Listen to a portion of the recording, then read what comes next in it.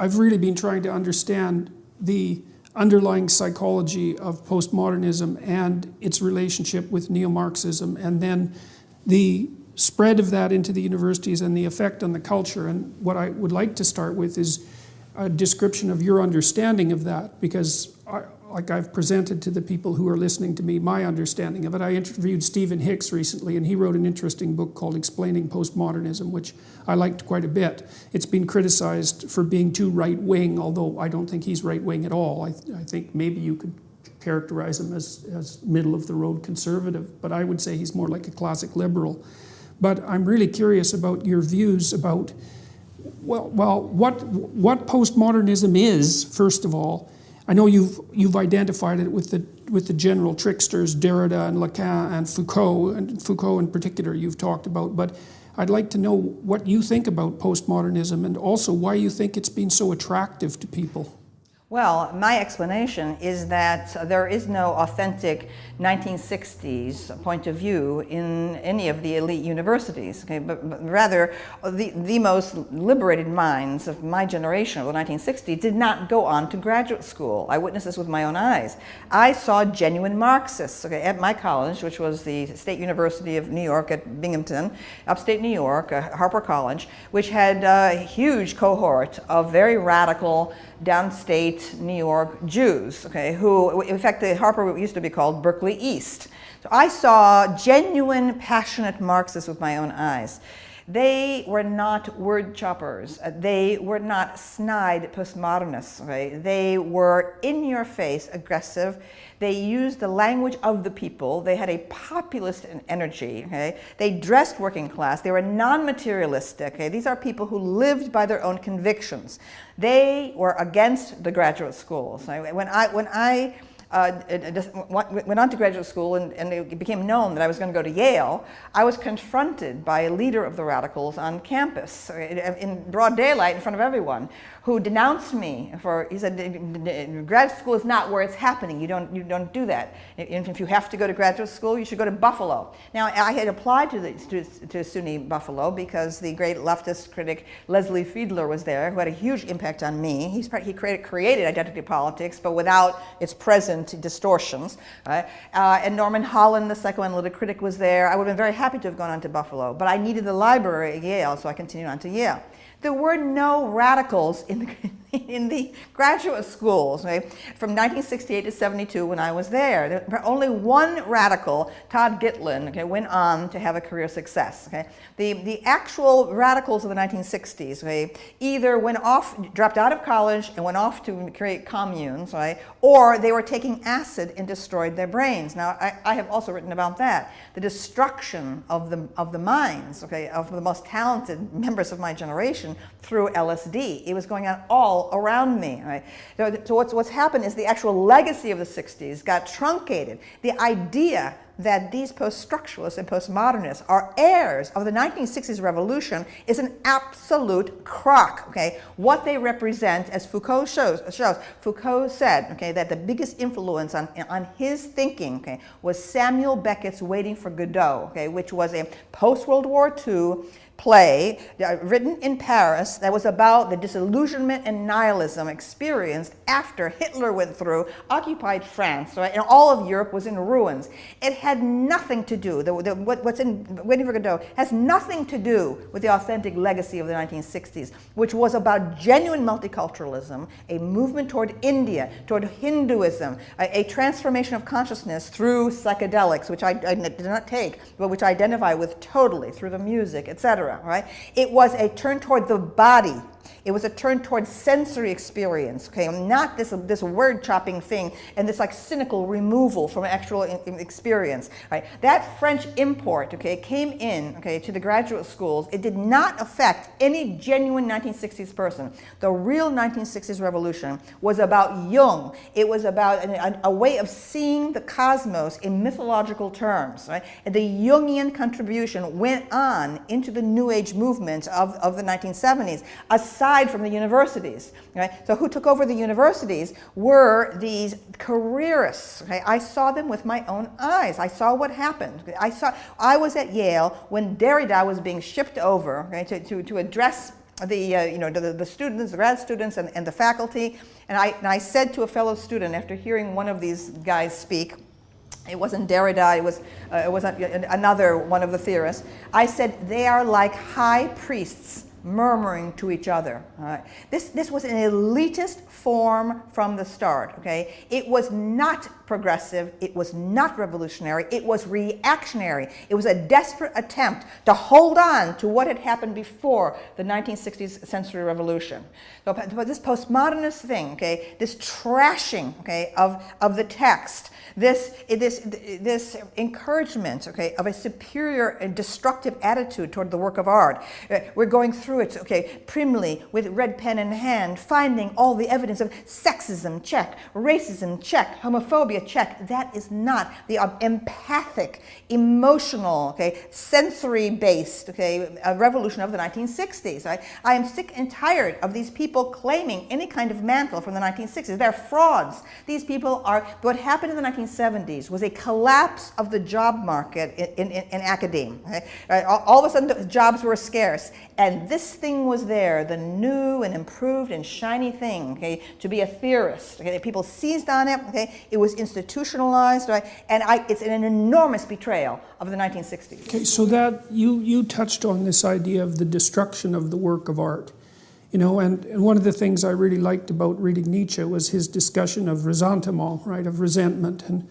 And it seems to me that a tremendous amount of the motive power that drives the postmodernist, let's call it, it's not a revolution, transformation, seems to me to be driven by resentment about virtually anything that has any, well, what would you say, any merit of competence or aesthetic quality. And I don't know if it seems to me that that's partly rooted in the academics' disdain for the business world, which I think is driven by their relative economic inequality, because most people who are as intelligent as academics are from a pure IQ point of view make more money in the private sphere, and so I think that drives some of it. But there also seems to be there's a destruction, an aim for destruction of the aesthetic quality of the literary or artistic work, its reduction to nothing but some kind of power game, and then surrounding that, the reduction of everything to something that approximates a power game, which I can't help but identifying with jealousy and resentment as a fundamental motivator. Does that seem reasonable to you? These professors, okay, who allege that art is nothing, okay, but an ideological movement by one elite, okay, against against another group, right? These people are Philistines. Okay, they're Philistines. They're middlebrow, hopelessly middlebrow. Okay, they have no sense of beauty. They have no sense of the aesthetic. Now, Marxism does indeed assert this. Okay, Marxism tries to reconfigure the universe in terms of materialism. It says it does not recognize any kind of spiritual dimension. Now, I'm an atheist, but I see the great world religions as enormous works of art, okay, as the best way to understand the universe and man's place in it. I find them enormously moving. They're like enormous poems. Right? What I have called for, the true revolution, okay, would have been, okay, to make the core curriculum of world education, the world, okay, the great religions of the world. I feel that is the only way to achieve understanding, and it's also a way to present the aesthetic. Okay, because I feel that the real '60s vision was about exaltation, elevation, cosmic consciousness. Okay, right? All of these things, okay, were rejected, okay, by these midgets, okay, intellectual midgets who seized on to Lacan, Derrida, and Foucault. Right? My career has been in the art schools. So my entire career, beginning at Bennington College. Right? So I represent a challenge to this from the perspective of art. Right? It is an absolute nonsense, okay, as post-structuralism maintains, that reality is mediated by language, by words, everything that we can know, including gender. It is absolutely madness, because I'm teaching students whose majors are ceramics, okay, or dance, okay, who are jazz musicians, who understand reality in terms of the body, sensory activation. Okay? So what happened was something was going on in the art world as well. I identify with Andy Warhol in pop art. Okay, that was what was going on during my years in college.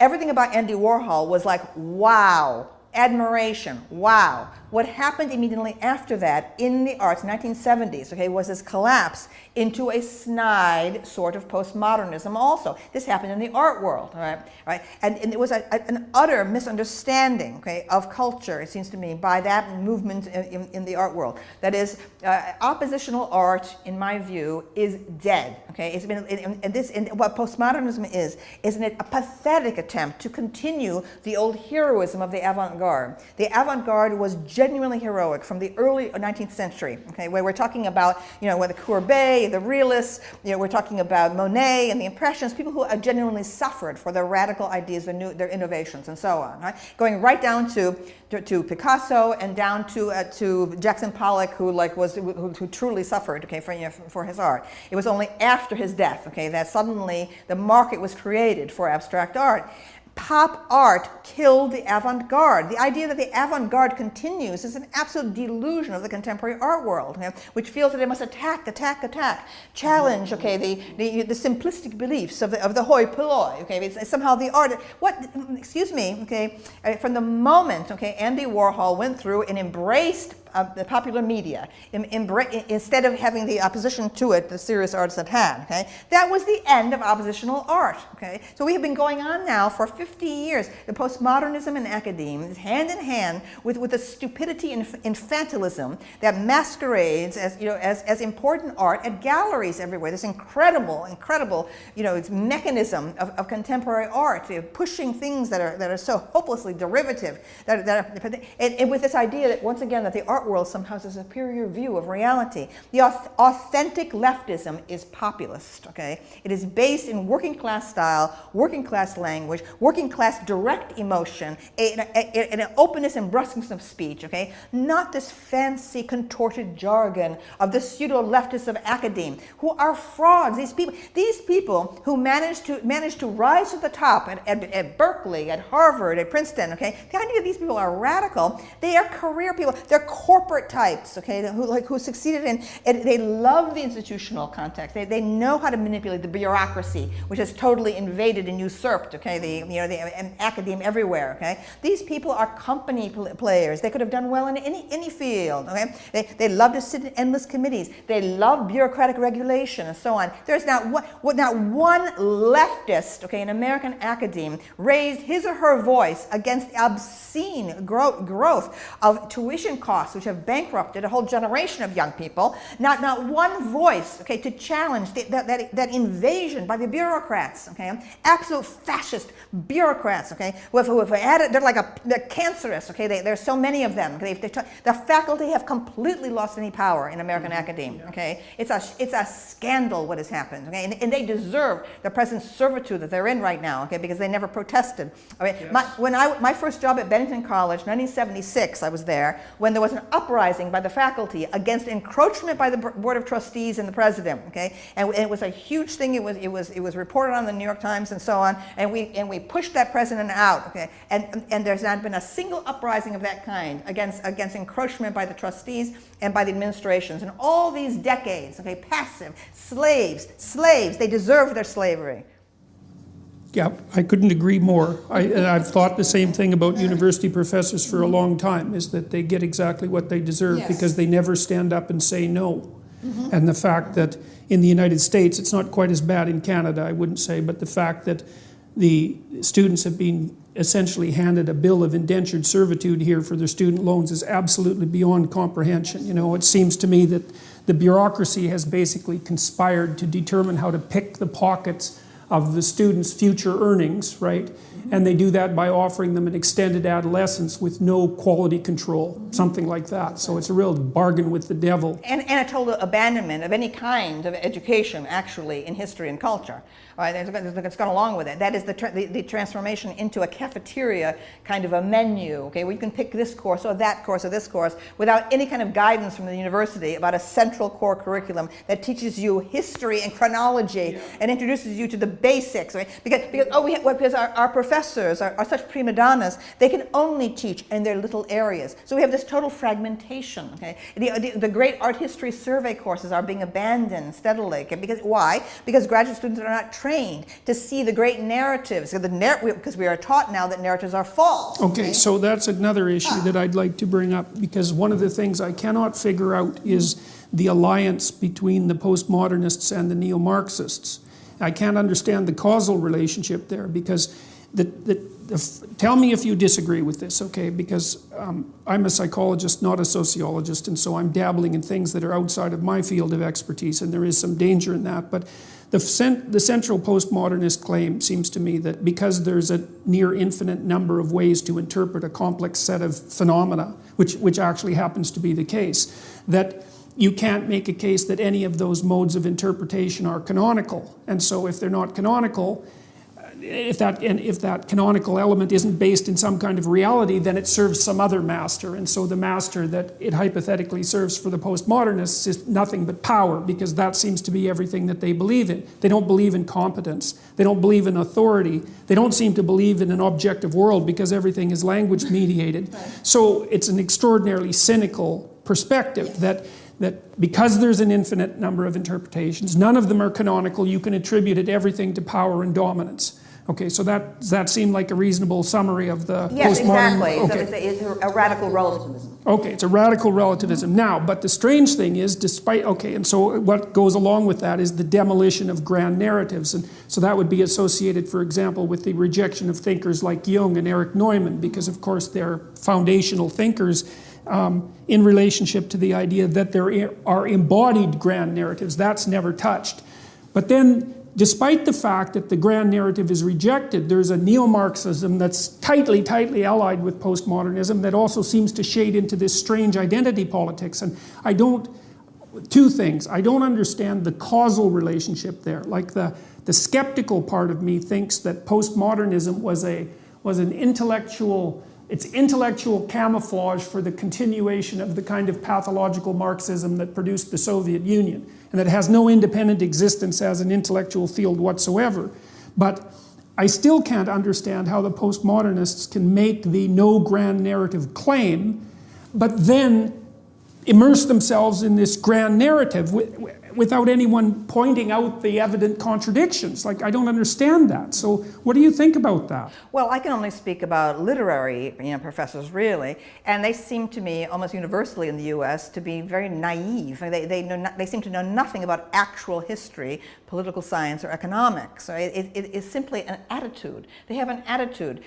Marxism becomes simply a badge by which they telegraph their solidarity with a working class that they have nothing to do with, right? I mean, and generally nothing but contempt. Yes, and the thing is that the campus leftists are almost notorious, okay, for their rather snobbish treatment of staff. I mean, they don't have any rapport with the actual working class members of the of the infrastructure, the janitors, and and even the secretaries. There's a kind of high and mighty aristocracy, about these are people who have wandered into the English department, right? And were products of a time when, during the new criticism, okay, when both history and psychology had been excluded. Right? I mean, my ambition, okay, was, I love the new criticism, okay, as a style of textual analysis, right? And the new criticism had multiple interpretations, okay, that were possible, okay, and that were encouraged. In fact, one of the great projects was Maynard Mack's series, 20th Century Views, where you had at least books. I adored them in college. It was about Jane Austen, or about Emily Bronte, or about Wordsworth, and they were collections of alternate views of the same thing. The idea that there were no alternate views and there was no relativistic, situational kind of an interpretive approach is nonsense. Okay, but the point was we needed to restore history to literary study. Okay, and we needed to add psychology to it because there was great animus against Freud. When I arrived in graduate school, in fact, I actually went into to the director of graduate studies and protested the way Freud and Freudian were used as negative terms, okay, in a sneering way by the very WASP professors, right? So we needed to have, and actually it seemed like we were moving there, okay, in the early 1970s was a great period of psychobiography about political figures, okay, and so I thought it's happening this year, and all of a sudden it all got short-circuited by this arrival, you know, of post-structuralism and postmodernism in the 1970s, right? So I feel I'm an old historicist, okay, not a new historicist. So I think new historicism is an absolute scam, right? And it's like it's just a way. It's like tweezers. You pick a little bit of this, a little bit of that, a little bit of that. You make a little tiny salad, okay, and somehow this atomized thing, okay, is supposed to mean something. It's all to me very superficial, very cynical, very distant. I am the product, okay, of old historicism, of German philology. At its height, my first choice of a profession when I was a child was Egyptology, archaeology. Everything I ever think about or say is related to an enormous time scheme, okay, from antiquity and indeed from the Stone Age, right? And that is the problem with these people. They're mal-educated. The postmodernists and academic Marxists, okay, are mal-educated, embarrassingly so, okay? They know nothing before the present. Right. Foucault, okay, is absolutely a joke before the Enlightenment, okay? Perhaps he might be useful to people to talk about what happened after neoclassicism, which, by the way, he failed to notice, okay? A lot of what he was talking about, okay, turns out to be simply the hangover of neoclassicism, okay? This is how ignorant that man was. I mean, he was not talented as a researcher. He knew absolutely nothing, okay? He knew nothing about antiquity. How can you make any kind of large structure, large mechanism, you know, to analyze Western culture without knowing about classical antiquity, okay? He did not see anything. This was a person who had no business making large theoretical statements about anything. Well, maybe part of it is that if you generate an intelligible doctrine of radical relativism, then there is no reason to assume that there are distinctions between categories of knowledge or between different levels of quality of knowledge, right? So I've seen the same thing in the psychology departments, although we have the, what would you call it, the luxury of being bounded at least to some degree by the empirical method and by biology, right? It's one of the things that keeps most of the branches of psychology relatively sane, you know, because the real world is actually built into it to some degree. But if you accept the postmodernist claim of radical relativism, then you completely demolish the idea that there are quality levels that are associated with education because everything becomes the same. Mm-hmm. And that seems to me to be a perfectly reasonable justification for maintaining ignorance. You know, like Foucault, I actually found him the most readable of the Lacan, Derrida, Foucault triad. You can read Foucault. I read Madness and Civilization and a couple of his other books, and I thought that they were painfully obvious. You know, the idea that mental disorder is in part a social construct is self-evident to anybody who has even a smattering of psychiatric training. I mean, the real narrow medical types tend to think of a mental disorder, let's say, as something that might be purely biological. They have a pure disease model, but nobody who's a sophisticated thinker ever thinks that. It's partly because medicine is a brand of engineering, not a brand of science, because it's associated with health, and the diagnostic categories are hybrids between physiological observation and sociocultural condition. Everyone knows that, and so when I read Madness and Civilization, I thought, well, that's not radical, that's just bloody self-evident. But well, you know, Foucault's admirers actually think that he began, you know, the entire turn toward a sociological, you know, grounding of modern psychology. The social psychology was well launched in the 1920s, for example. You know, right. The levels of ignorance of these people who think Foucault is so original have not read Durkheim, they've not read Max Weber, they've not read Irving Goffman. Okay, so in other words, to me, everything in Foucault seemed obvious. Okay, because I had read the sources from which he was borrowing without attribution. Mm-hmm. So I mean, again, I know these people. I mean, I've met. I mean, in some cases, you know, knew them in graduate school. People who went on to become these admirers of Foucault, Lacan, Derrida, and I know what their training was. Their training was purely within the English department. That's all they ever knew. They never made any research outside of that, right? And so the idea, Foucault is simply a mechanism. It's like a little tiny kit by which they can approach everything in culture, but the contortions of language, the deliberate labyrinthine elitist language, at the same time as pretending pretending to be a leftist. Okay, this is one of the biggest frauds ever practiced. So I got a story to tell you that you might like, because I've thought a lot about that use of language, because language can be used as camouflage. And so here's the story. I think I got this from Robert Sapolsky. So he was talking about zebras, and zebras, of course, have stripes, and hypothetically that's associated with camouflage. But it's not a straightforward association, because zebras are black and white and they're on the veldt along with the lions. The lions are camouflaged because they're grass colored, but the bloody zebras are black and white. You can see them like 15 miles away. So biologists go out to study zebras, and they're like making notes on a zebra, and they watch it, and then they look down at their notes, and then they look up and they think, I don't know which zebra I was looking at. So the camouflage is actually against the herd, because a zebra is a herd animal, not an individual. And so the black and white stripes break up the animal against the herd, so you can't identify it. So this was a quandary for the biologists, so they did one of two things. One was drive a jeep up to the zebra herd and use a dab of red paint and dab the haunch of the zebra, or tag it with an ear tag like you use for cattle. The lions would kill it. So as soon as it became identifiable, the predators could organize their hunt around that identifiable animal. That's why, there's the old idea that lions and predators take down the weak animals, but they don't. They take down the identifiable animals. So that's the thing, is if you stick your damn head up, you get picked off by the predators. And so one of the things that academics seem to do is congregate together in herd-like entities, and then they share a language, right? Yes. And the language unites them, and also keeps them, as long as they share the same set of linguistic tools among themselves, they know that there isn't anybody in the coterie that's going to attack them or destabilize the entire herd. Yes. And that seems to me to account for that impenetrable use of language.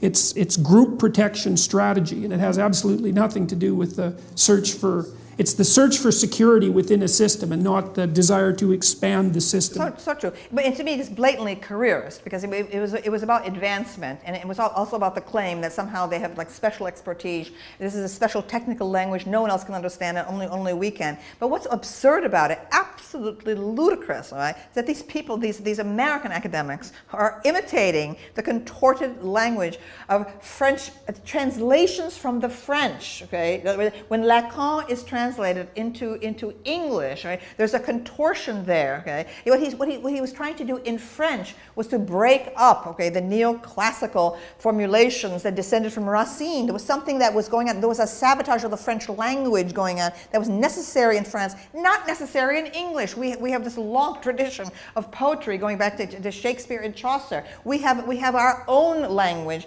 far more vital than the French. Oh yeah, the French constrain their language all the time. Yes, sir.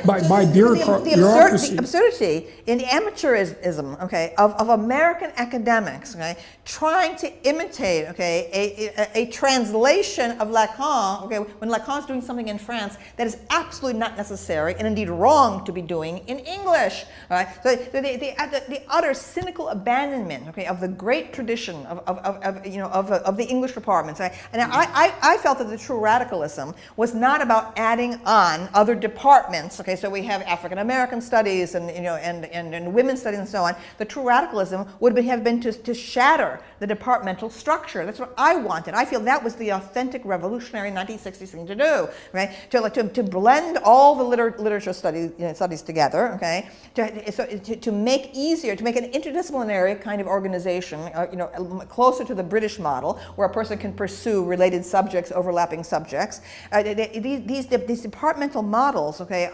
were to me totalitarian to begin with, okay, separating language into fiefdoms, okay? And what this did to create English women's studies department, absolutely out of the air. Just snap your fingers and create women's studies. The English department had taken a century to develop. Okay, it was a huge argument, okay, within it, right? And all of a sudden, to create, okay, a department with a politicized agenda from the start, okay, by people without any training, whatever, in that field. Okay, what should be the parameters of the field? What should be the requirements of that field? How about biology? Okay, if you're going to be discussing gender, that should have been a #1 requirement, okay, as part of any women's studies department or program. Yes. But no, okay, it was all hands off. It was just the administrators wanted to solve a public relations problem. Okay? They had a situation with very few women faculty. happening nationwide at a time when the women's movement had just started up. The spotlight of attention was on them. They needed women faculty fast. They needed the women's subject on the agenda fast, right? So they just like, poof,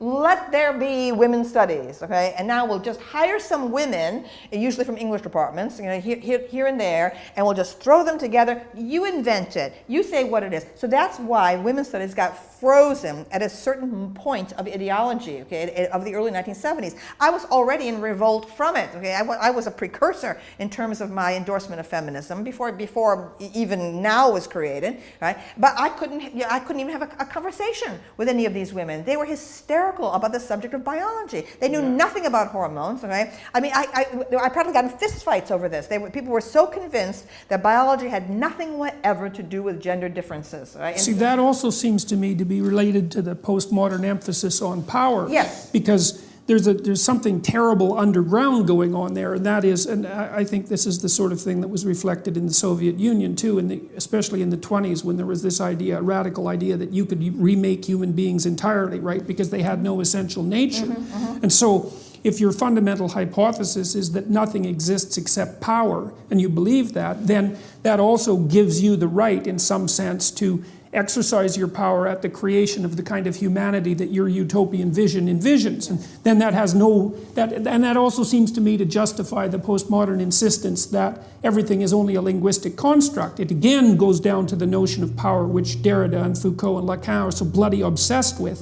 And it seems to me what they're trying to do is to take all the potential power for the creation of human beings to themselves without any bounding conditions whatsoever, right? There's no history, there's no biology, and everything is a fluid culture that can be manipulated at will. And so, I mean, in Canada, there are terrible arguments right now about biological essentialism, let's say. And one of the things that happened, which was something I objected to precisely a year ago, is that the social constructionist view of human identity has been built now into Canadian law. So there's an insistence that biological sex, gender identity, gender expression, and sexual proclivity vary independently with no causal relationship between any of the levels.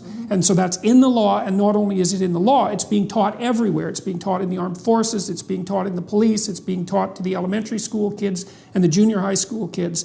And underneath it all, I see this terrible striving for arbitrary power that's associated with this crazy utopianism. But I still don't exactly understand it. I don't understand that what seems to be the hatred that motivates it, that you see bubbling up, for example, in identity politics and in the desire to do nothing but, let's say, demolish the patriarchy. It kind of reminds me, and this is something else I wanted to talk to you about, you're an admirer of Erich Neumann and of Carl Jung. Yeah, and the Neumann connection is really interesting because I think he's a bloody genius.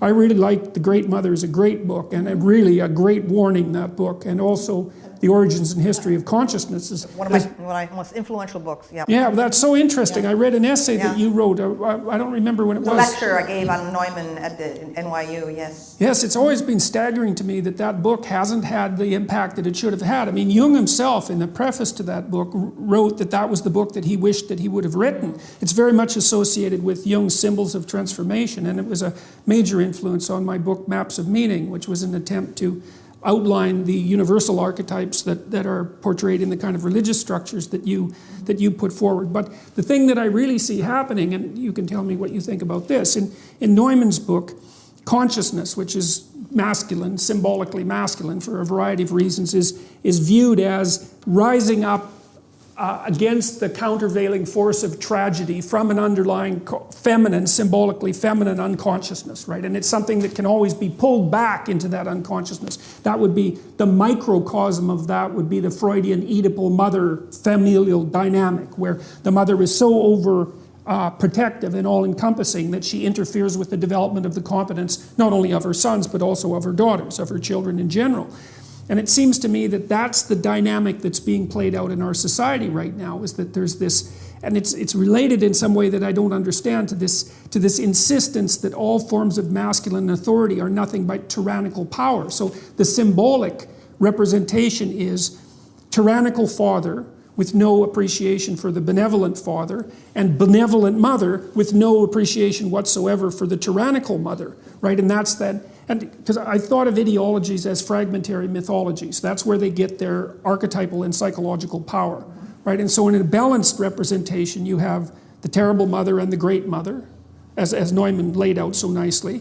And you have the terrible father and the great father. So that's the fact that culture mangles you half to death while it's also promoting you and developing you. You have to see that as balanced. And then you have the heroic and adversarial individual. But in the postmodern world, and this seems to be something that's increasingly seeping out into the culture at large, you have nothing but the tyrannical father, nothing but the destructive force of masculine consciousness, and nothing but the benevolent great mother. And it's an appalling ideology, and it seems to me that it's sucking the vitality, which is exactly what you would expect symbolically. It's sucking the vitality out of our culture. You see that with the increasing demolition of young men, and not only young men, in terms of their academic performance, which, like, they're falling way behind in elementary school, way behind in junior high, and bailing out of the universities like mad. And so, and well, the public school education has become completely permeated by this kind of anti-male propaganda. I mean, to me, public schools are just a form of imprisonment. You know, right now they're particularly destructive to young men who have a lot of physical energy. Okay, now, you know, I identify as transgender, okay, myself, okay, but I do not require the entire world to alter itself, okay, to fit my particular self-image. I do believe in the power of hormones. I believe that men exist and women exist and are biologically different. I think there is no cure for the culture's ills right now, except if men start standing up, okay, and demanding that they be respected as men again. Okay, so I got a question about that. So one of the things, we did a research project a year ago trying to figure out if there was such a thing as political correctness from a psychometric perspective, to find out if the loose aggregation of beliefs actually clumped together statistically. And we actually found two factors, which I won't go into, but then we looked at things that predicted adherence to that politically correct creed. And there were a couple that were surprising. One was being female was a predictor. The personality attributes associated with femininity, so that would be agreeableness and higher levels of negative emotion, were also both independent predictors, but so were symptoms of personality disorder, which I thought was really important, because part of what I see happening is that, like, I think that women whose relationship with men has been seriously pathologized cannot distinguish between male authority and competence and male tyrannical power. Like, they fail to differentiate because all they see is the oppressive male. And they may have had experiences that their experiences with men might have been rough enough so that differentiation never occurred, because it has to occur. And you have to have a lot of experience with men, and good men too, before that will occur.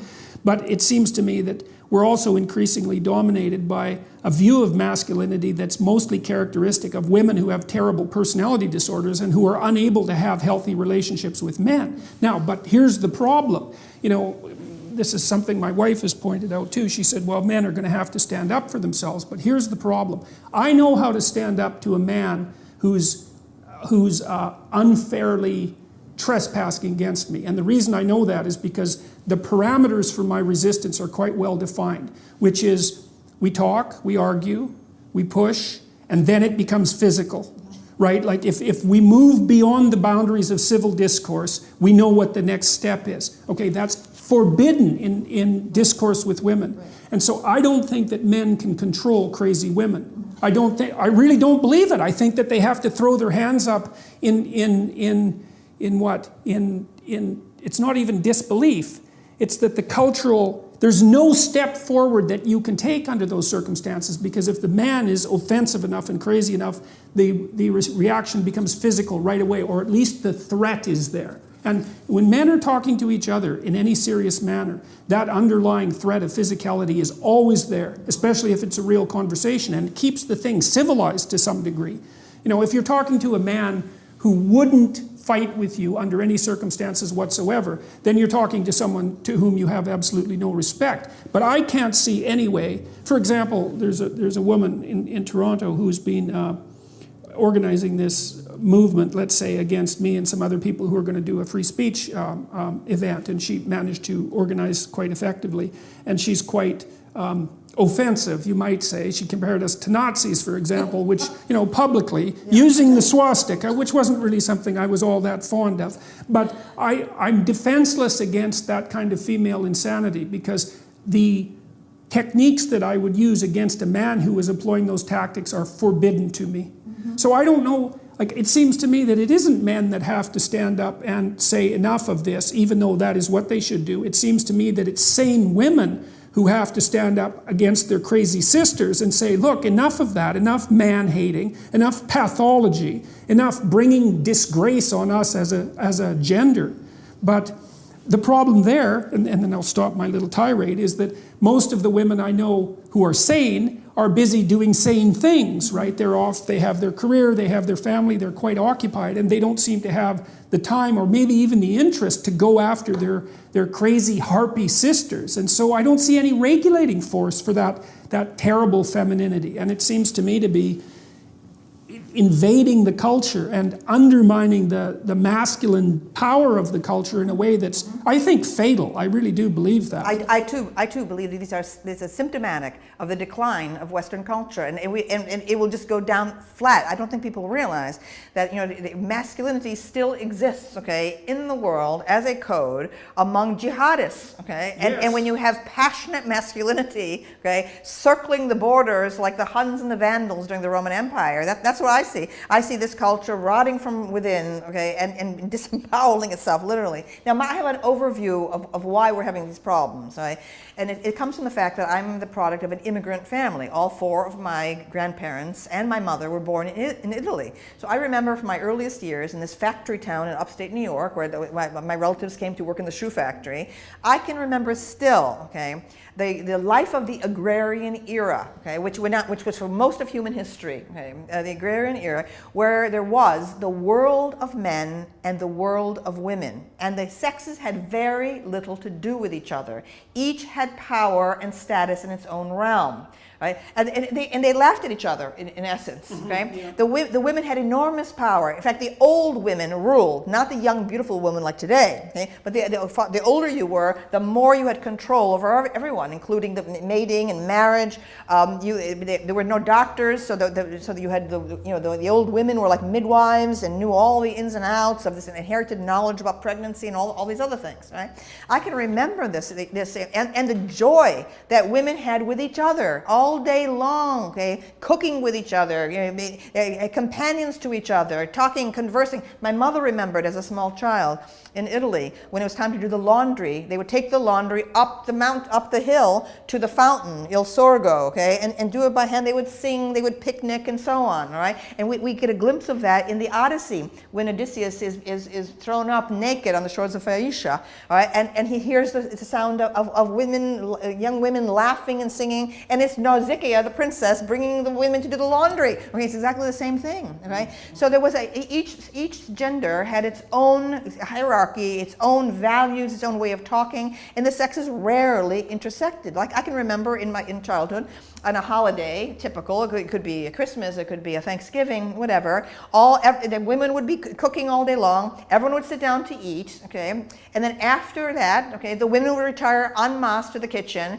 and the men would go, I would look at through the window and see all the men would be all outside, usually gather around the car, okay, at a time when cars didn't work as well as they do today, with the hood up, okay, and the men would be standing with their hands on their hips like that, everyone's staring at the engine, okay, and I went, that's how I learned, okay, men were refreshing themselves by studying something technical and mechanical after being with the women, okay, during the dinner, okay, and so all of these problems of today are the direct consequence of women's emancipation and freedom from housework, thanks to capitalism, okay, which made it possible for women to have jobs jobs outside the home for the very first time in the 19th century, no longer to be dependent on husband or father or brother, right? And so this great thing that's happened to us, that allowing us to be totally self-supporting, independent agents, has produced all this animosity between men and women, because the women feel unhappy. Women today,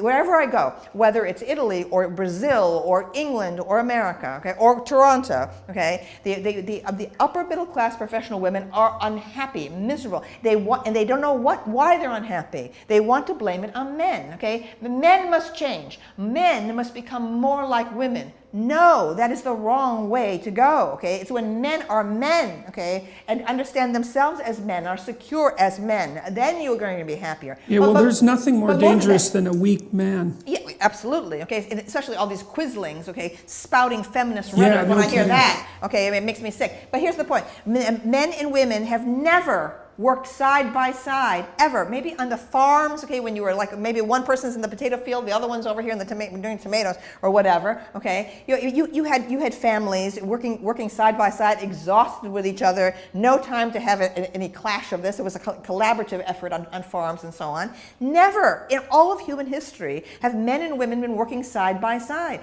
And women are now, the pressure about Silicon Valley, they're also sexist. Oh, they don't allow women in and so on. The men are being men in Silicon Valley, all right, and so on. And the especially women, the engineers. And the women are demanding that, oh, this is terrible, you're being sexist. Maybe the sexes, okay, have their own particular form of rhetoric, their own particular form of, of identity, okay. Maybe, okay, we need to re-examine, okay, this business about, maybe we have to perhaps accept some degree of tension and conflict between the sexes, okay, in a work environment. I don't mean harassment. I'm talking about women feeling disrespected, how somehow their opinions when they express them, okay, are not taken seriously, or even Hillary Clinton is complaining. Oh, when a woman writes something online, she's attacked immediately, and so on. Well, everyone's attacked online. What are you talking about? The world is tough. The world is competitive. Okay, identity is honed, okay, by conflict. The idea that there should be no conflict, that we have to be in this bath, okay, of approbation, yes, which is well, just, that's the devouring infantile. mother. That's right. It's absolutely infantile. I mean, okay, so a couple of things there. Well, the first thing is that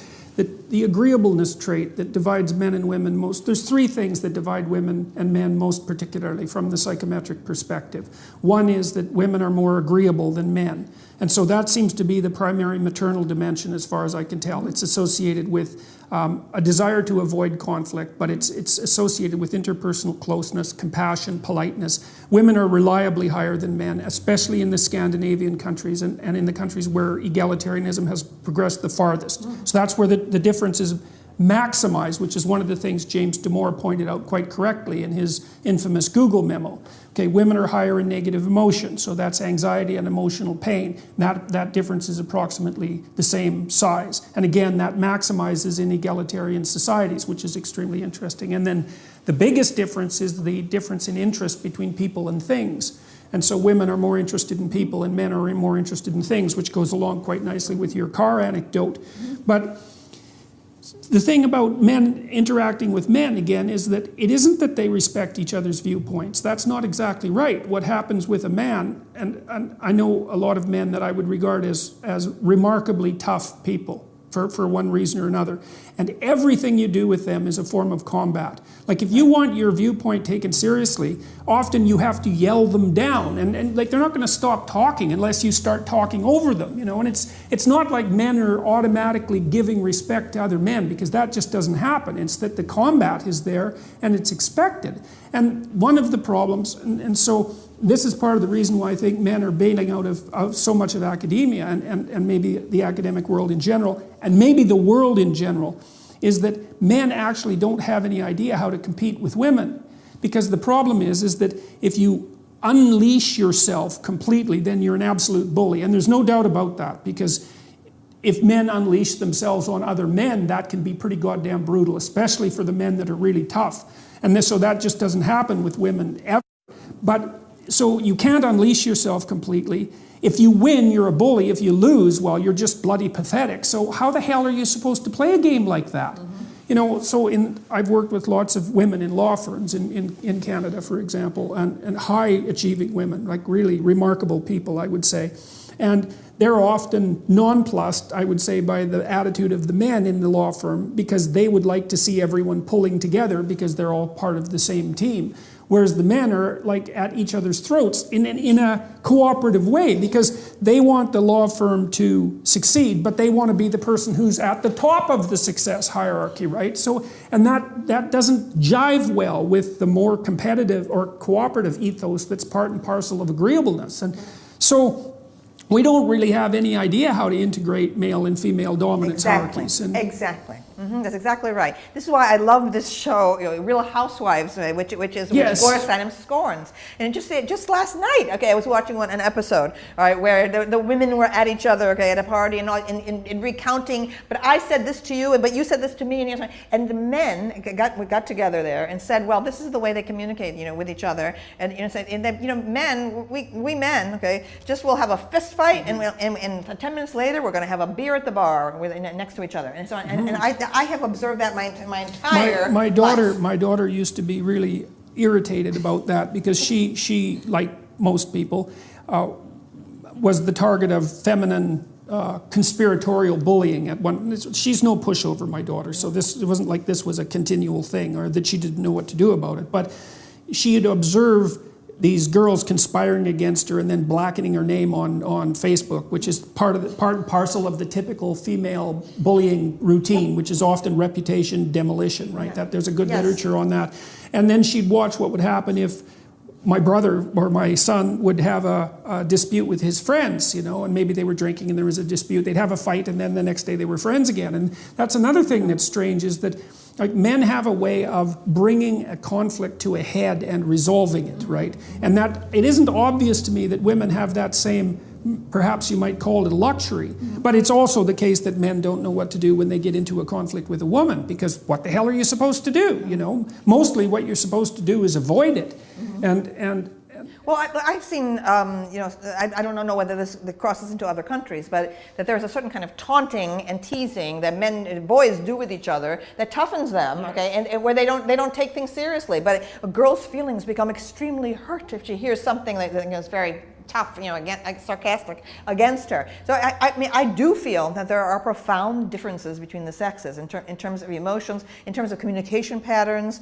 My father used to say that he could never follow women's conversations. He said women don't even finish sentences. The women understand immediately what the other woman is saying. Okay, in the way that women tend to be more interested, or have been traditionally more interested in soap operas. It's not just that the women were home without jobs. It's that honestly, I believe that soap opera does mirror the way women talk to each other. There's these communication patterns that have been built up through women, the world of women, okay, which was, it made sense there was a division of labor, okay? It wasn't sexism against women that there was a division of labor. The men went off to hunt and did the dangerous things. The women stayed around the hearth because you had pregnant women, nursing women, older women, okay, they were cooking and so on. So I feel that these communication patterns that we're talking about have been built up, okay, over the centuries. And the men had to toughen each other, okay, to go out. The hunting parties of Native Americans, they could be gone for 2 weeks, and when the temperature was below zero, okay, many of them died. Okay, the idea that somehow any kind of separation of the sexes or different spheres of the sexes is inherently sexist and inherently driven by a power dynamic. The answer to all of this, okay, everything that we're talking about, okay, is education into early history, okay? Until people understand the Stone Age, the nomadic period, the agrarian era, and how civilization built up, okay? In Mesopotamia, the great irrigation projects, or in Egypt, okay, where you had for the first centralized government authority became necessary, okay, to master these. You had a situation where environmentally difficult situation like the deserts of Mesopotamia, or the peculiar character of Egyptian geography, where you can only have a little tiny fertile line along the edges of the Nile, okay, an otherwise desert landscape. So the civilization and authority, okay, right, as not necessarily about power grabbing, but about organization to achieve something for the good of the people as a whole. Yes, you see that. Well, that's exactly the symbolism of the great father. By reducing all hierarchy to power, okay, Yep. and selfish power, okay, it is utterly naive. It's ignorant. Okay? So I say education has to be totally reconstituted, including public education, to begin in the most distant past. So our young people today who know nothing about how the world was created that they inhabit, okay, can understand, okay, what marvelous, technological paradise they live in, and it's the product of capitalism, it's the product of individual innovation, most of it's the product of a Western tradition that everyone wants to trash now, etc. If you begin in the past and show, and also talk about war, because with the war is the one thing that wakes people up, okay, as we see. War is the reality principle. As we may see. Yes, okay, war is the reality principle. My father and 5 of my uncles went to World War II, and my father was part of the force that landed in Japan. Okay, he was a paratrooper.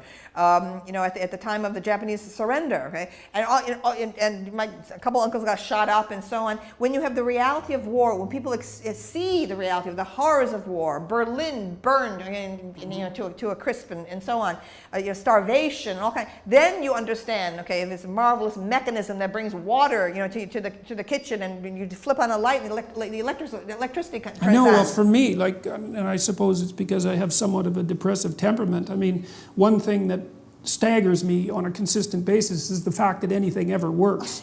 I mean, because it's so unlikely, to be in a situation where our electronic communications work, where our electric grid works, and it works all the time, right? It works 100% of the time. And the reason for that is that there are mostly men out there who are breaking themselves into pieces, repairing this thing, which just falls apart all the time. Absolutely. Right? I said this in the Monk debate, okay, in Toronto several years ago. I said that there's the invisible, all these elitist professors professors sneering at men. It's men who are maintaining everything around us. Okay? This invisible army, okay, which feminists don't notice. Right? Nothing would work if or it weren't for the men. regarded as oppressive, which is, and like a professor is someone who's standing on a hill surrounded by a wall, which is surrounded by another wall, which is surrounded by another wall. Like it's walls all the way down. Who stands up there and says, I'm brave and independent? It's like you've got this protected area that's so unlikely. It's so absolutely unlikely. And the fact that people aren't on their knees in gratitude all the time for the fact that we have central heating and air conditioning and pure water and reliable food, it's just... It's incredible. It's absolutely unbelievable. I mean, people used to die for the water supply, okay, was contaminated with cholera, for heaven's sakes, right? People don't understand, okay, they had to have clean water, fresh milk, fresh orange juice, all of these things. These are marvelous. And all of the time. All of the time. Western culture is heading, okay, because we are so dependent on this invisible infrastructure, we're heading for an absolute catastrophe when jihadists figure out how to paralyze the power grid. The entire culture will be chaotic. You'll have mobs in the street, okay? Within 3 days, okay, when suddenly the food supply is interrupted and there's no way to communicate. There'll be like a robbery. I mean, that is the way Western culture is going to collapse, okay? And it won't take much. It'll just single be a few points days. of failure. Because we are so interconnected, and now we are so dependent on communications and computers. I used to predict for years there would be an asteroid hitting the Earth. Yeah, well, and you have another ice age. Do you know how the solar flares work? So this happens about once every century, so back about 1880, and I don't remember the exact year, there was a significant enough solar flare, so that produces an electromagnetic pulse, like a hydrogen bomb, because the sun is a hydrogen bomb, and electromagnetic pulse will emerge from the sun and wave across the earth, and it produces huge spikes in electrical current along anything that's electronic, and it'll burn them out. It lit telegraph operators on fire in the 1800s, and one of those things took out the Quebec power grid in 1985 and knocked out the whole Northeast corridor. And so they figure those things are about one in a century event. But those I have my brother-in-law, who's a very smart guy, he designed the chip in the iPhone. We were talking about political issues the last time I went and saw him in San Francisco, and his notion was that all that the government should be doing right now is stress testing our infrastructure the same way they stress test the banks, because we're so full of these single points of failure and I think you're absolutely right. Luckily, we've been, what would you call, invaded by stupid terrorists instead of smart terrorists, because a smart terrorist could do an unbelievable amount of damage in a very short period of time. So, and it's just God's good graces that that hasn't happened yet. And so... Yeah, and then what will happen is that it's the men, okay? The men will reconstruct civilization while the women cower in the houses and have the men go out and do all the dirty work. That's what's going to happen again. Only men will bring civilization back again. Okay? So what, okay, so now a couple of things. So the universities, I mean, I've proposed, although it's something that's probably beyond my power, that what should happen is that the universities, the real content of the universities should be stolen back from the universities because they're not making use of their intellectual property, and that something should be started online that would constitute a genuine university.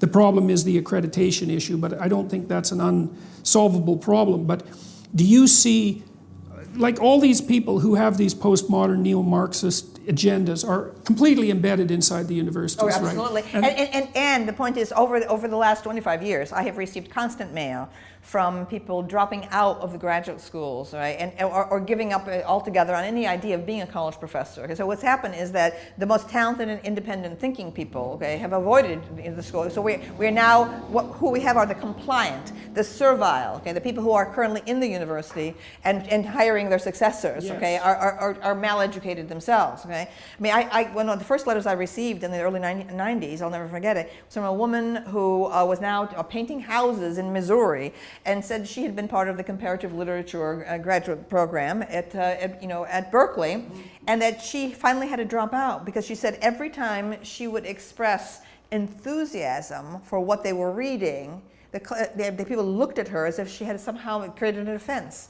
In other words, enthusiasm for art, the very things you need as a teacher in the classroom, okay, were being trained out. Okay, yeah, well, the thing is, of the grad students. If you respect art and literature, that means that you implicitly accept a hierarchy of quality, right? Yes. And that, of course, contradicts the fundamental tenets of the postmodern doctrine, which is that there are no hierarchies of quality. And, you know, you talked a little bit earlier about the idea that, you referred again to the idea that everything is associated with power, and that's the thing that I can't that's the thing that I can't help but associate with a kind of personality pathology. Like, you know, from a psychometric perspective, the best predictors of long-term success in our society are intelligence, IQ, which you can measure very accurately, and trait conscientiousness, which actually is a real testament to the culture, right? Because what you'd hope is that the smart people who work hard are the people who advance. It isn't like they deserve it exactly, that isn't what I mean. It's that if the culture is harnessing the productive power of individuals properly, then it should differentially reward people who are smart and conscientious, because they're going to do a bunch of really interesting work for the rest of us. And that's very well established finding. It's as good as any finding in the social sciences. But despite that, and despite the fact that everything works, which is a goddamn miracle of sorts, there is this consistent story that we live in a patriarchy, that it's only oppressive, that it's done nothing but oppress women since the beginning of time, which is also something that just boggles my mind, you know?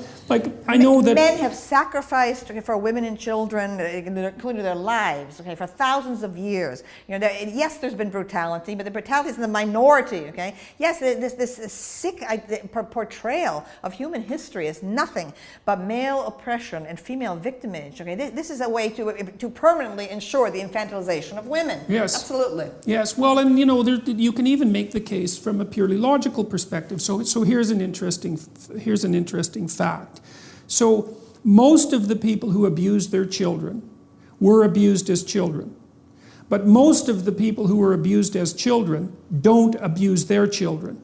Right? So if you look at the population of abusers, they were all abused. So you can say abuse causes abuse. But that's not a good idea, because you have a specific sample there, right? It's not a random sample. What happens is that abuse dampens out over the centuries. It doesn't propagate itself. And that's obvious, because if the hypothesis of essential male tyranny was true, it would spread exponentially through the population in like 3 generations, and there wouldn't be an exception at all. And so what happens is, even when there is a tilt towards tyranny, let's say in the family or even in the society, that regresses back to something that's far more benign very, very rapidly. And you see this, so Well, to me, one of the biggest unexamined issues is the transition from the great extended family of old, into the nuclear family. So I do feel that Freud is the best analyst of the particular kind of claustrophobic cell of the modern nuclear family. It could be that human beings were never intended, to be trapped in a house just with their parents. That the extended families, you had your aunts and grandparents and cousins, all of whom helped form your identity. So one's identity was as a member of a community, right, rather than in this like hothouse environment. So I think that a lot of current issues, including this sudden spate of transgender claims and so on, that a lot of these things are coming from this unstable in cell. It's really a prison cell of the nuclear family. Two parents perhaps cannot give all the knowledge of life, to the young, and so I think there are all kinds of sexual issues, in it that are generated by it. But with the psychology today is now simply a practical matter. People come in, the psychologist in the United States deals with your present problem. Let's not go into the distant past. Let's just deal with our present problem, which obviously we have forms of communication. We need to fix this, and then you'll be fine. As a consequence, there's a complete absence of any kind of analysis of your experiences as a child with your parents, with your siblings and so on, how that might relate to your current sexual identity issues, whether it's transgender or whether it's homosexuality. It is you cannot possibly ask, about any genesis of homosexuality today, because that is automatically defined as homophobic. Well, excuse me, every single, as an openly gay person myself, every gay person I know, there is some story there, it seems to be in childhood. Not only that, there's a strange similarity of the storylines of all of my friends who are gay. There's a same pattern that had to do with blurred borderlines between a son and his mother and so on. I'm not blaming the mother. I'm not blaming the mother at all. What I see is a dynamic going on in the bourgeois house, in the nuclear family, where you had sometimes a distant father, a father who was present but not really engaged, and a mother who made the son her companion in some way. Often the mother has great imagination and flair, and they had a shared thing. And the idea that homosexuality has nothing whatever to do, with your family life is nonsense. Well, it's also completely, that's another thing. And I got a lot of trouble in Canada for my opposition to Bill C-16, which was a bill that had to do with transgender rights. And I didn't really give a damn about the transgender right issue. That had nothing to do with it.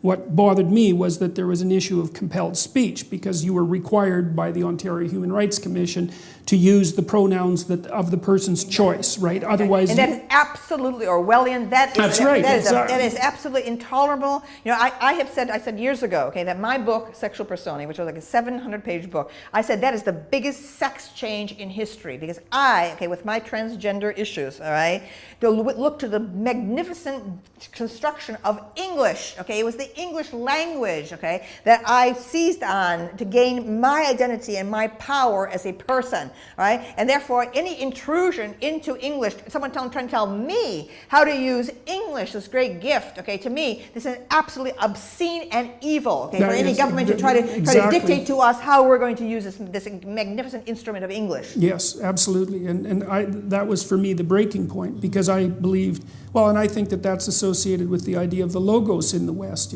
because that's a deep mythological idea, that the logos is the thing that brings order out of chaos through communicative speech, and that's tightly aligned with your soul. And I don't care if you're an atheist or a believer, it doesn't matter, it's still the right language, and that no one has any right whatsoever under any circumstances to trespass against that. And so, but that's okay, because that's law in Canada now. And so, so now back to your, let's see, you were making a point about...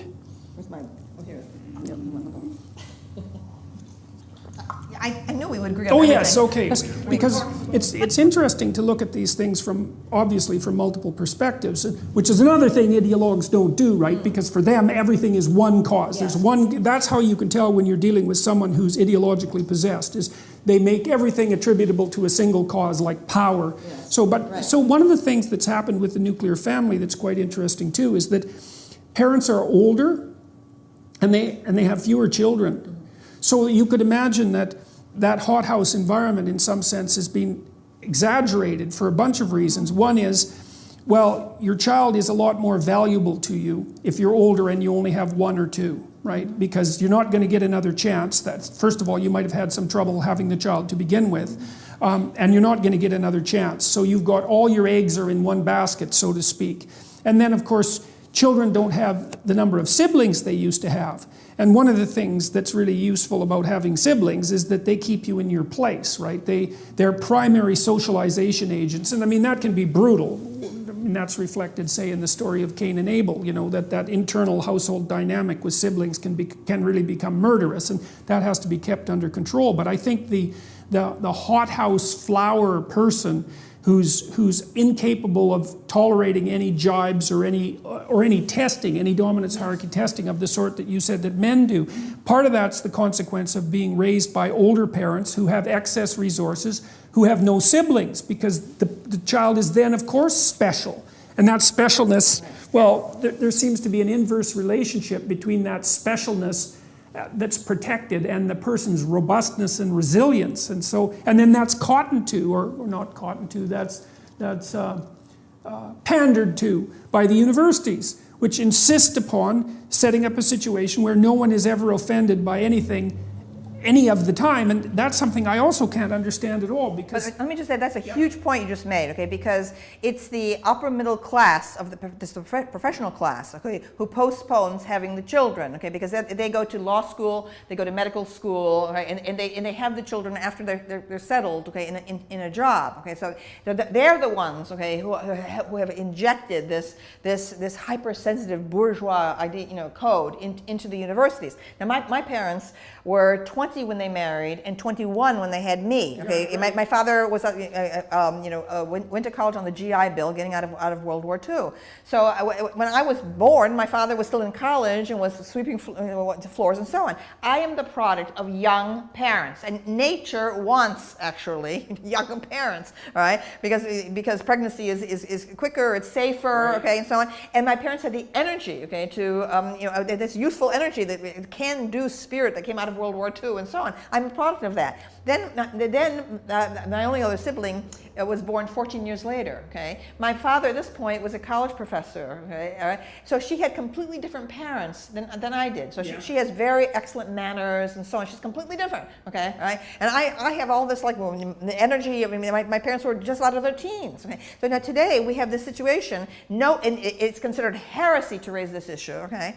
That you have young women are told, okay, there's one future for you. You are a future leader, okay? You must move forward, okay? 4 years of college, and then perhaps some professional class. All right. So maybe the young women's bodies are signaling, okay, that they want to be mothers. Maybe there are signals coming from the body, right, of maybe now wanting this system of education that was devised for men, okay, this being funneled along, channeled along in this mechanism. All right. So young women, feel unhappy. They don't know why. They feel they have no sense of identity. If they want to marry and drop out of college, right, and have a baby, they would be treated as traitors to their class. Yeah. What? You are a future leader. What? Have a baby? Only working class women would do that. Okay. Yeah. Now, what I find working class women, okay, in general, okay, far more rounded as personalities, okay? They express themselves forcefully. They have body language that takes up space, okay? A man says something to them in the street, they're right back in their face, and so on. It is the bourgeois girls, okay, who are taught that they're special, okay? Who have to postpone actual life, okay, for all these years. You see, these are the girls who misjudge the fraternity party setting. These are the girls who run for parental protection and hand-holding on the committee, investigating what went wrong on their date, and so on and so forth. So yes, I think that you have located, that's very interesting. The idea that these young girls, okay, who are so sensitive, okay, in college, so unable to handle their sex life, are the product of older parents because they went through the professional career track, right? Yes, and they have not had the experience of the competitiveness, and teasing of other siblings, and they don't know how to operate. Well, also, the thing about young parents is they don't care as much as older parents, and that actually turns out to be better, because what you really want for your children is minimum necessary intervention, right? And the developmental literature is actually quite clear on this. So if you're at home with your child, what the best role that you can play is to be there, but not to be interacting with the child all the time. The child should be off doing whatever it is the children do, which generally is playing with other children, right? Without it being mediated also by screens and technology, because that's how they formulate their identity. And that's how they learn to play joint games with other people. And the parent is supposed to be there as a recourse for the child when they go out a little bit farther than they can tolerate and they have to come back and get some security. Yeah. And so, but that's especially not what happens to single children, because they're basically raised as miniature adults. So, and I wonder too, like, how much of the antipathy towards, these are dark musings, and I would say how much of the antipathy towards men that's being generated by, say, college-age women is deep repugnance for the role that they've been designed, and a disappointment with the men for who, you know, like you think of those, is it Carpathian, I can't remember the culture. The basic marital routine was to ride into the village and grab the bride and run away with her on a horse, right? It's like the motorcycle gang member who rips the too naive girl out of the bosom of her family. The Sabine women, it's like an ancient myth. Yeah, there used to be bride stealing. It was quite widespread. Right. Yeah. Well, so I kind of wonder if part of the reason that modern university-age women aren't so angry is because that fundamental feminine role is actually being denied to them, and they're objecting to that at a really, really fundamental level, like a level of primitive outrage at. Well, what's happened is the chaos that my generation of the 1960s bequeathed through the sexual revolution. When I arrived in college in 1964, the colleges were still acting in loco parentis, in place of the parent. So at my dormitory, all women's dormitory, we women had to sign in at 11 o'clock at night. The men could run free the entire night. So it was my generation of women that rose up and said, give us the same freedom as men have. And the colleges replied, no, the world is dangerous, you could be raped, we have to protect you against rape. And what we said, was give us the freedom to risk rape, and so that today's women don't understand. It's a freedom that you want. It's the same freedom that gay men have when they go and they pick up a stranger someplace. They know it's dangerous. They know they could end up beaten up or killed, but they find it hot. If you want freedom, if you want equality, then you have to start behaving like a man. So what we did is we gave freedom to these young women for several generations, but my generation had been raised in a far more resilient and robust culture. We had the strength, to know what we wanted and to fight for what we wanted.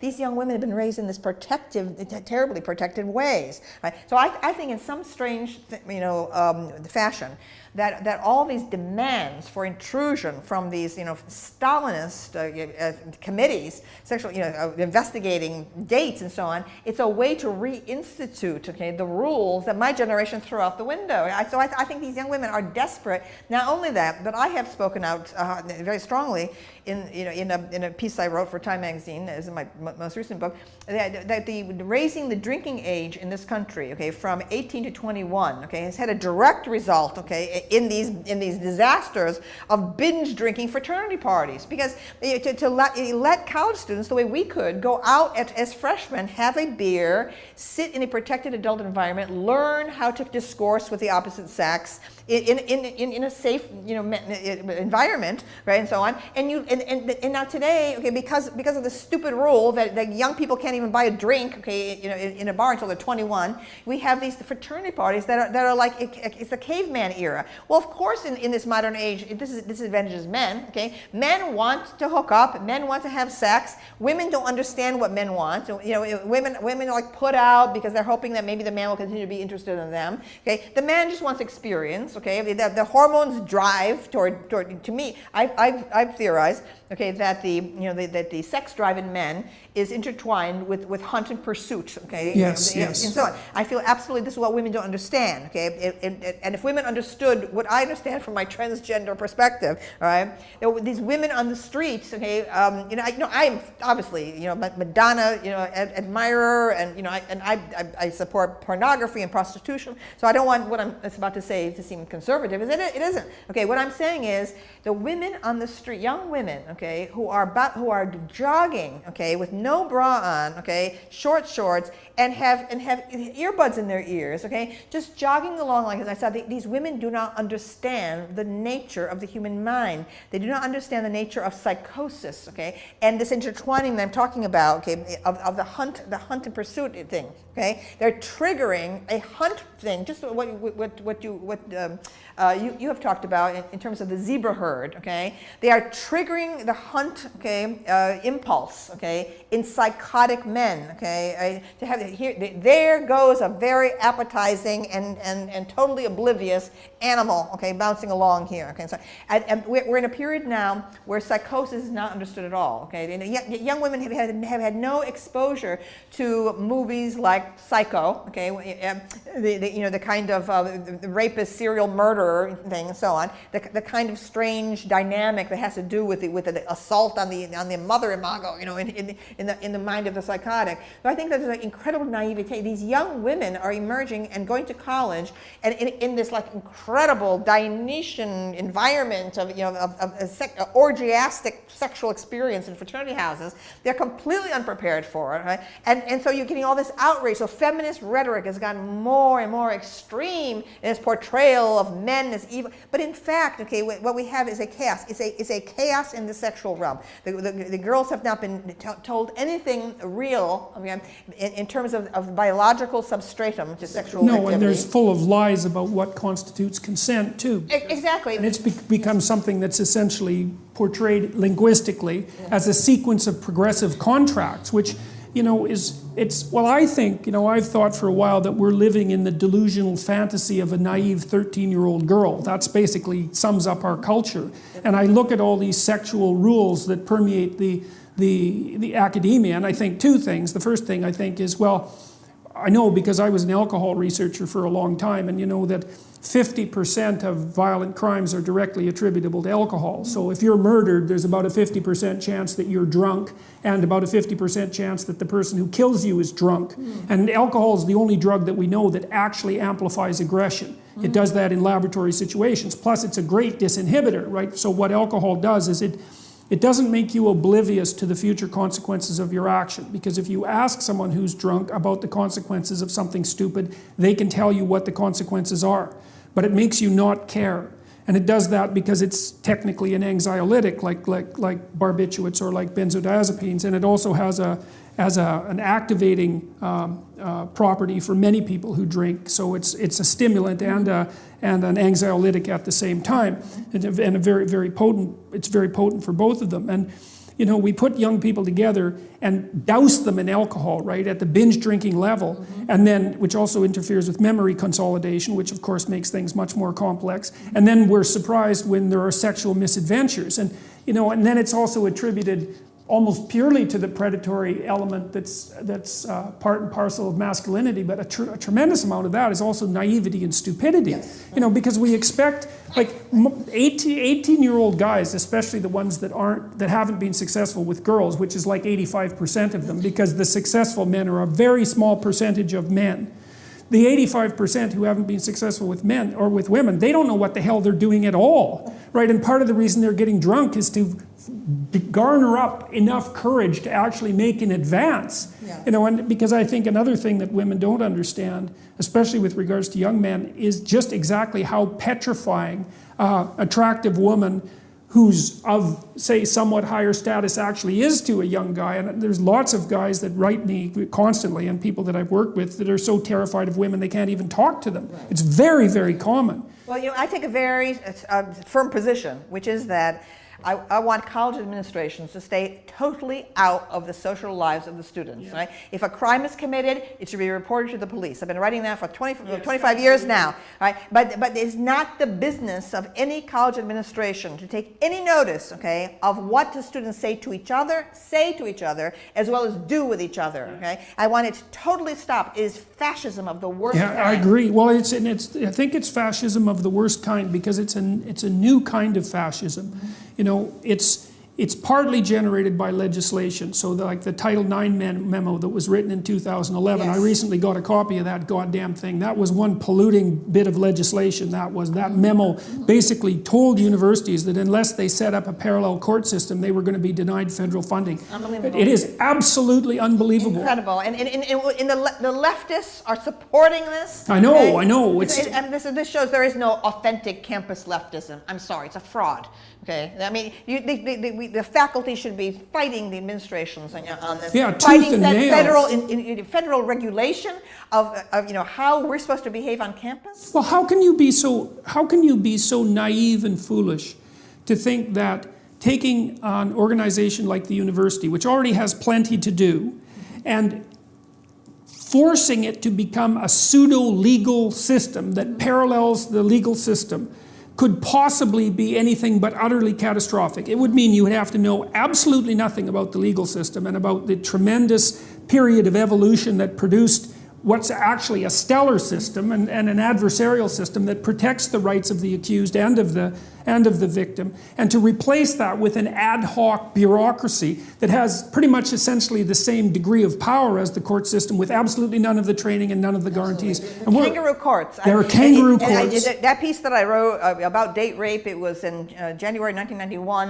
Newsday. It was the most controversial thing I ever wrote in my entire career. I attacked the entire thing and demanded that colleges stand back and get out of the social lives of the students, so on. And people, the reaction, people tried to they called the president of my university, tried to get me fired. You can't believe the hysteria, okay? Right? I can believe it. Well, yes, you can I believe can it. believe Yes, it. you can believe it. Yeah, Right? So, yeah. right, anything that says to women, okay, that they should be responsible for their own choices is regarded as reactionary? Are they kidding me? Okay, this is such a betrayal of authentic feminism in my view. Well, it's the ultimate betrayal of authentic feminism, because it's an invitation of all the things that you might be paranoid about with regards to the patriarchy back into your life, right? It's an insistence that the most intrusive part of the tyrannical king come and take control over the most intimate details of your life. Incredible. Absolutely incredible. And the assumption is that that's going to make your life better rather than worse, right? And not to mention this idea of the stages of verbal consent, as if your impulses based in the body have anything to do with words, and so on. I mean, that's the whole point is about sex. Okay, is to abandon that part of the brain that's so and entrammeled with words. I mean, but you see these. It's actually a marker of lack of social ability to have to do that. Because if you're sophisticated, it's not like if you're dancing with someone, it's not like you call out the moves, right? If you have to do that, well, then you're more worse than a neophyte, right? You're an awkward neophyte, and anybody with any sense should get the hell away from you.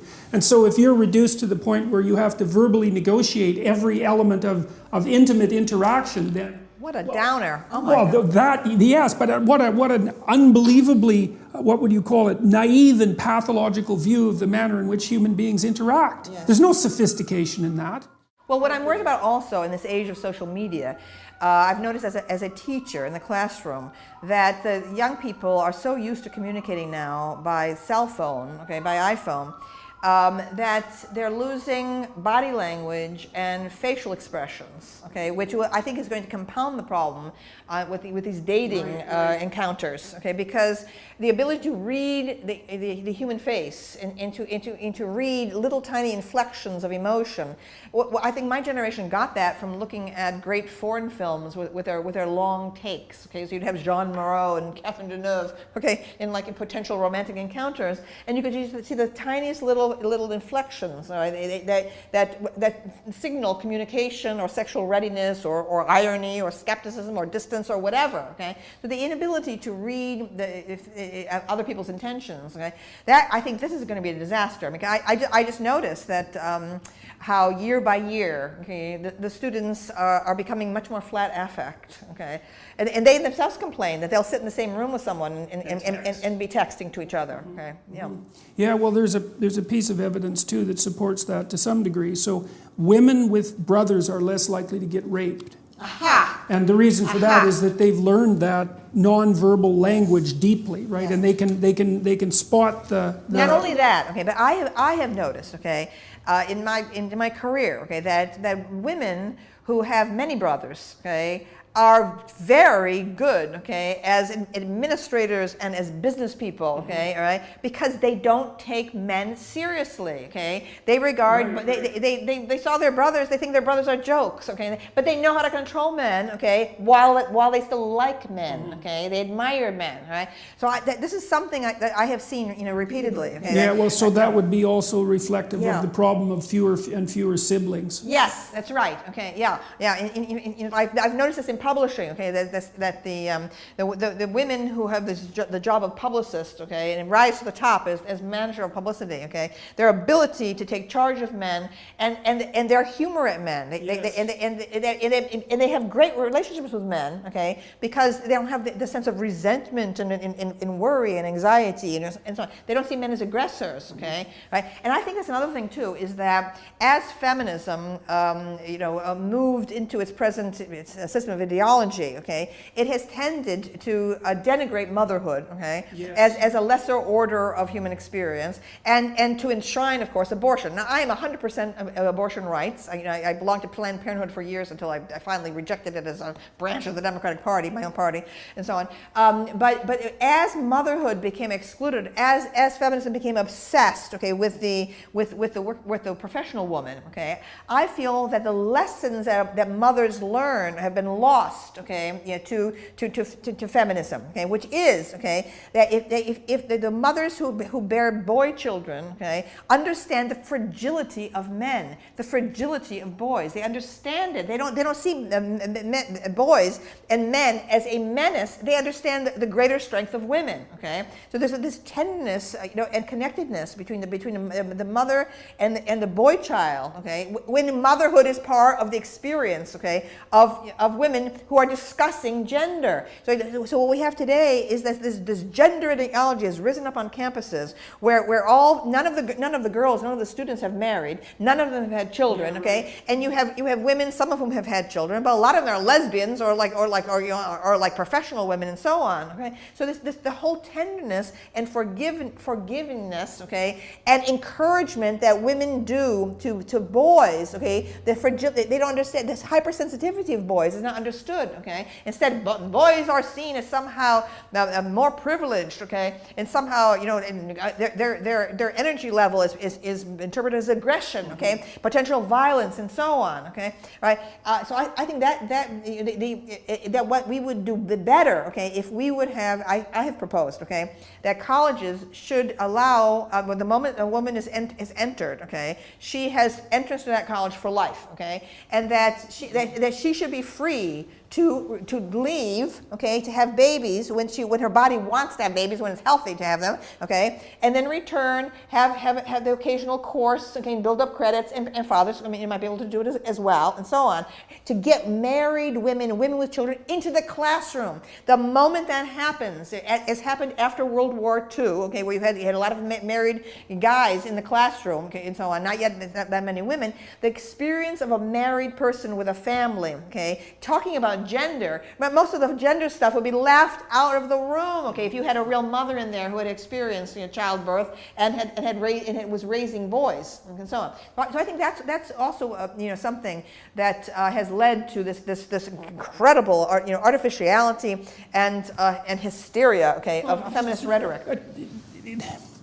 There's another strange element to that, which is that on the one hand, the radical feminist types, the neo-Marxists, postmodernists, are very much opposed to the patriarchy, let's say, and that's that unidimensional ideological representation of our culture. It has never existed. I mean, perhaps the word can be applied to Republican Rome, and that's it. Okay. Well, and maybe it could be applied usefully to certain kinds of tyranny, but not to a society that's actually functional. Victorian England, one arguably, okay, but other than that, to use the word patriarchy in that slapdash way, so amateurish, absolutely, it just shows people know nothing about history, whatever, have done no reading. So what confuses me about that is that despite the fact that the patriarchy is viewed as this essentially evil entity, and that's associated with the masculine energy that built this oppressive structure.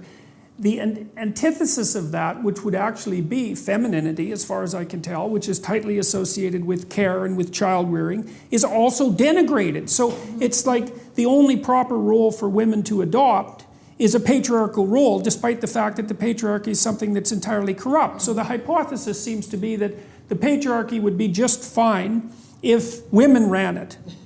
So no changes, it's just that it would just be a transformation of leadership, and somehow that would rectify the fundamental problem, even though it's hypothetically supposed to be structural. Okay, so I'm going to close with something. So, you know, there are elements in my character that are optimistic. You know, I've looked, for example, I worked for a UN committee and on the relationship between economic development and sustainability, and I found out a variety of things that were very optimistic, like the fact that, you know, the UN set out to have poverty between 2000 and 2015 worldwide, and actually hit that by about 2010, right? So we're in the period of the fastest transformation of the bottom strata of the world's population into something approximating middle class that's ever occurred. And there's all these great technological innovations on the horizon, and it looks to me like things could go extraordinarily well if we were careful, but I'm not optimistic. And maybe that's me, I'm pessimistic, because I also see that there's 5 or 6 things happening, all of which appear at the level of catastrophe, that are all happening at the same time. And so one of the things that I'd like to ask you is, like, what do you see happening in the next 10 years in the universities or in culture at large? And I mean, you just put forward a proposal for the universities for the treatment of women, which I think is a very interesting one, because women do have a different time frame than men. But like, what the hell is the proper way forward? I've been encouraging young men to tell the truth and to take responsibility, and there's a huge market for that message, but I'm not convinced by any stretch of the imagination that it's enough. Like, when you look forward and you try to be optimistic, what the hell do you see? Well, in the largest scale, I'm concerned about the future of Western culture, because as a student of history, it looks too much to me like ancient Rome, okay, which became overexpanded, which became, it was at the mercy of bureaucratic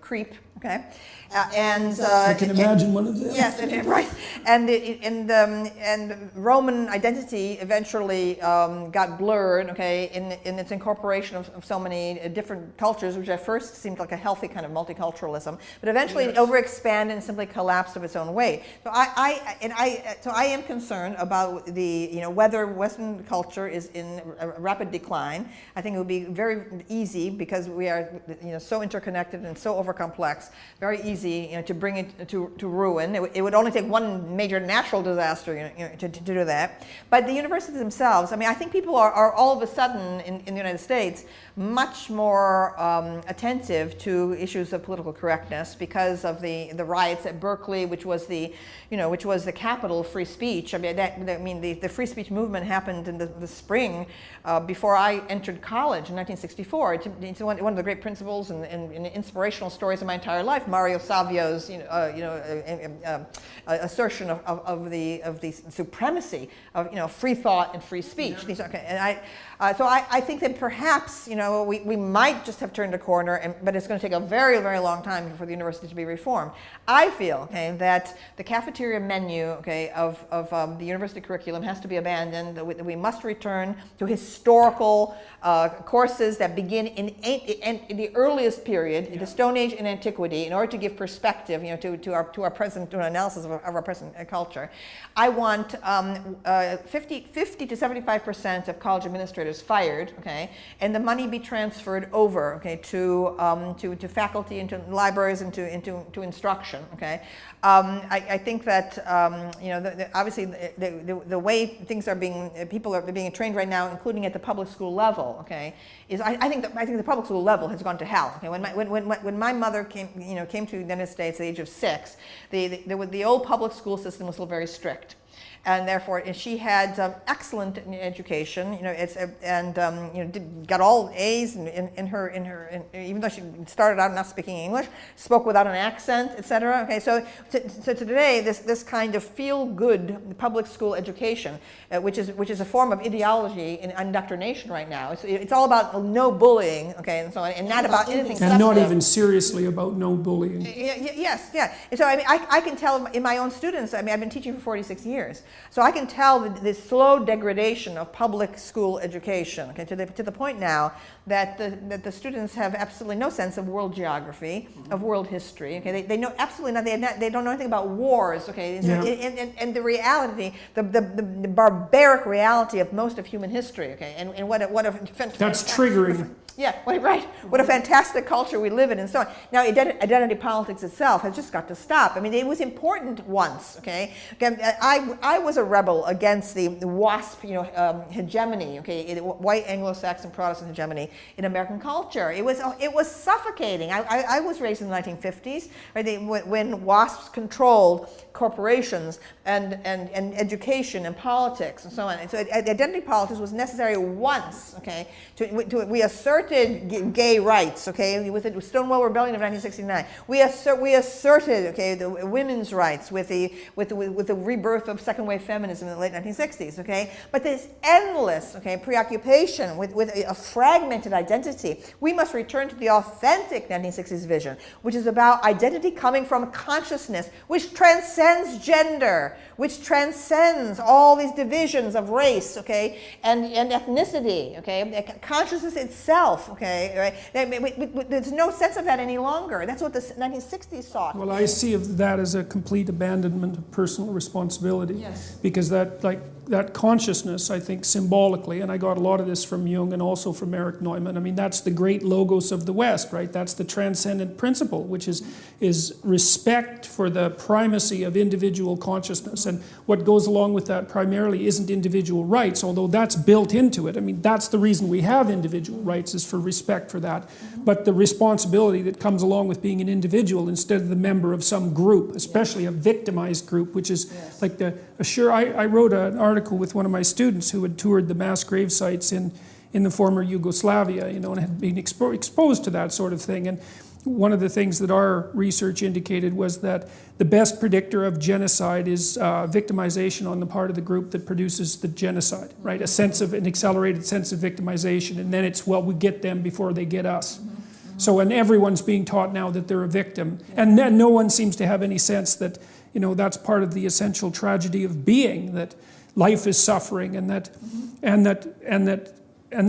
the world rests on a foundation of suffering. It's nothing to take personally, and something to take responsibility for, instead of blaming and resentment and all of the things that have polluted our universities and our culture. Well, and there also was the abandonment, okay, of the of the canon. Okay, people asserted that the canon was the product of bias and again of a provincial elitism and so on. But in point of fact, as a student of the history of the arts, okay, I can assure people that the canon, okay, overwhelmingly so, is the result of what artists have determined. Okay, we say a work is important, is canonical, because artists following it, okay, were influenced by it. We have this like beautiful cascading tradition of influence. All right, so it's another part of the Philistinism, okay, of current education, to believe that there are these external reasons, okay, for why a work lasts, why a work written 500 years ago or 1,000 years ago has global relevance. As if it's some sort of political conspiracy that's based on power. Yes, as if anybody could even manage that, no matter how nefarious they were. Yes, right. But also, we in the 60s had the idea, okay, that there was a human sensibility, okay, that transcended individual nations and so on, right? And that there was this like rubric for cosmic consciousness, okay, this sense of the universe as a whole, and to see the human being in relationship to great eternal principles of life and death, mortality, and so on. Whereas Marxism is blind. Marxism is very narrow. All it sees is society, okay? It sees nothing beyond society. It doesn't see nature, okay? I mean, it's absolutely mad, okay?